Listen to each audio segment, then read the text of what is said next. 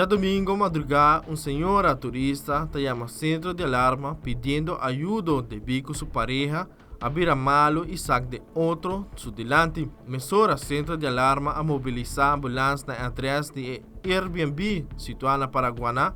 Na chegada de primeira unidade de ambulância, mesora e paramédico na começar com reanimação.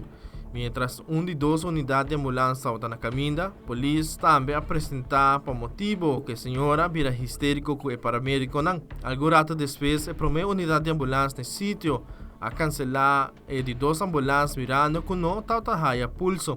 A polícia no sítio pede a presença de slagofferhulp para assina ajuda a caçar de momento não difícil. Doctor também apresentar para constatar a morte de turista masculino.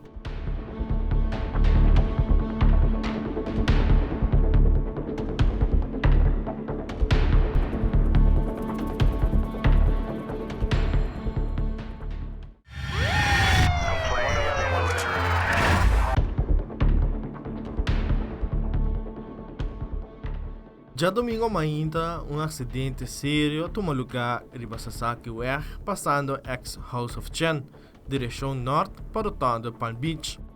Aqui se trata de pick-up Chevrolet vindo por de sul, direção norte, a bypass auto e caminha morrer a pôr que taira a queda drive com consequência o chofer a perder controle, barra caminha e volta de forma violenta.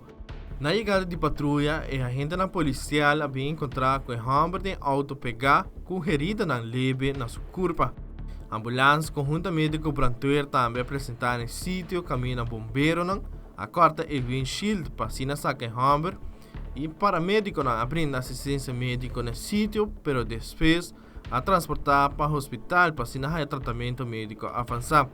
A polícia toma dados de testigo e road service a queda encarregada com o auto de vítima.